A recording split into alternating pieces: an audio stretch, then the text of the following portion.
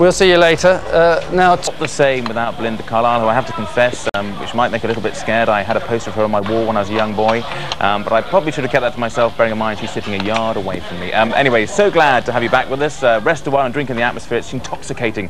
Now, earlier this evening, you ruined the life of Belinda by voting her out of the kitchen. Luckily, we're here to clean up your mess and offer a shoulder for her to cry on. Belinda, how do you feel? It's been an emotional roller coaster the last few minutes, hasn't it? Well, in some ways I'm relieved because I get to see my family. You know, I mean, I'm not going to miss it, to be perfectly honest. And my life can get back to normal, and I have a lot to do. But do you believe what I said to you? I just said to you off camera that the reason why you'd be voted out first is because you're the nicest and the quietest probably in there. I know. And that's how we've got the hang of reality TV in this country. That's how we work, and we keep the people who are going to be more obnoxious and stuff. Yeah, cause trouble. No, I'm not a troublemaker, and I definitely am quiet, so. So you understand the theory behind it? Well, yeah. I know yesterday you said in the kitchen, you said that you thought you'd feel the most unpopular person in Britain if you were voted out first, but you don't feel like that now, do you? No. I mean, you know, at first it was like, well, I was kind of expecting it because there's personality in there. It's not that I don't have a personality, it's just that I'm not really one to cause trouble or make trouble, and I just do my job. In the famous words of Ricky Gervais, you're a chilled-out entertainer. We just saw that Abby and Al. Now, I know they sort of slightly irritated you at times, but was it just because you felt sort of isolated from their sort of clique? Well, actually, I wish I could have been on the blue team. Really? Is that the general feeling in the Red Kitchen? No. Because I mean, Matt is a really good friend of mine, and you know, Amanda was my pal on the Red Team, actually, and I love Abby, and Al's great too, but I did feel like for me and the sort of people that you know, my friend was over there. They were the naughty kids in the class, and you were I know, the sort of and I wanted to be naughty one. with them. Yeah. But if you went to the Blue Kitchen, of course, you would have had to work with Edwina. Now, did Edwina get on your nerves? Well, sometimes. But that's, you know, I mean, but Edwina has a really amazing side to her that I hope that people are going to be able to see, that she's, you know, she's a big character, that's for sure. Oh, I'm a big fan of Edwina's, but I just seems to be everybody wants to sort of throttle her. Oh yeah, absolutely. But she's great. So, and the whole thing about Amanda leaving, how did you deal with that? Was that? Well, I mean, I thought that it was probably in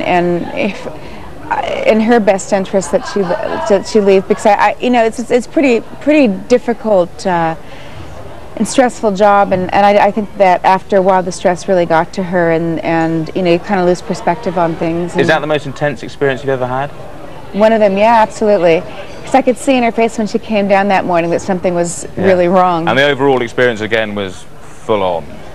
Because here we are, it's just a TV program to us, but to you in there, yeah, you put your feet up, have your glass of wine. We'll get you a tart tatin from Edwina's pastry corner. We'll look after you. You chill out. It's so nice to have you here. Oh, thank you. No, I think you're released from hell, and it's got to be. Yeah, I'm. You know, at first I was a little bit sad, but I'm happy now. I think you ripped our sofa as well, Belinda. Did I do that? Don't yell at me, please. Don't yell at me. Okay. I split the sofa. I don't yell. And I have to tell you, Gordon just said, the ultimate compliment, said, where the F is Belinda? He's missing you. Okay, now, I guess a bit like Belinda's souffle, this will be a bittersweet moment, I should say. Yeah, anyway, you remember that one. As we head back into the hellish kitchen to see those she left behind. Hold on. Andrew, how did that happen? 2 seconds. Yes, I think we're at that moment of the evening when the excrement hits the air conditioning system, and it all sort of blows over, doesn't it? And Belinda, you're sitting here. Are you all on tender hooks thinking, when is Gordon going to lose it? You know, him losing it doesn't bother me at all, honestly. Does it work? Well, I mean, it might work with some, you know, when he lost it with me, I wasn't upset at him. I was upset about the ravioli, which I felt really I was more upset about feeling upset about a ravioli. Do you actually like Gordon though? Because he's... Yeah, I think he's great. Yeah. Honestly, I think he's great. He's a nice man. Yeah, it's funny because you see a bit of the monster, but behind it all looks a good man. He is a good man, actually. Now look, I imagine you'd like nothing more than to relive a few moments from the last week. So we're going to play an amazing game that we've devised, which I think you're going to love. It's called What Happened Next. We play you some clips, then we freeze them at the critical point, and you have to tell us what happened next. There's a fantastic prize on offer, so I mean, you want to be on your game here, Belinda. Okay. The first clip involves Edwina. Okay, let's have a look at the clip.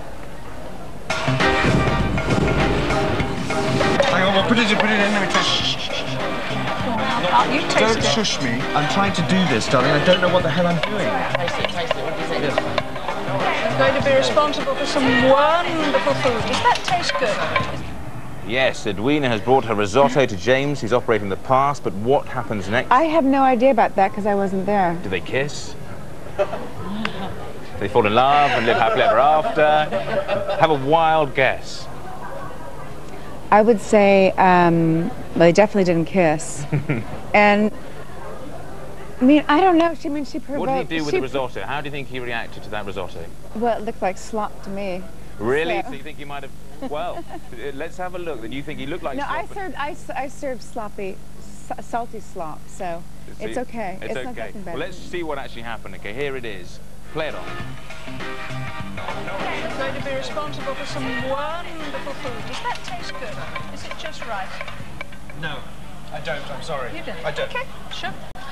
Yes, he sent it. He sent it back. Yeah, that was his first few minutes on the sent it back and said, "Edwina, start again." Do you think power went to his head? No, it probably was. It's you know, the risotto thing. It's like because there's an element of crapshoot in that. Crapshoot. Yeah. I've never played. I'm sorry, there is. I mean, I was still trying to figure it out today. Is that an American game? We don't have that over You know, here. it's like, you know, it's like... Yeah, okay, that was bad risotto, send it back. Okay, the second clip, I think you'll be good at this one because actually it features you. Oh, great. Okay.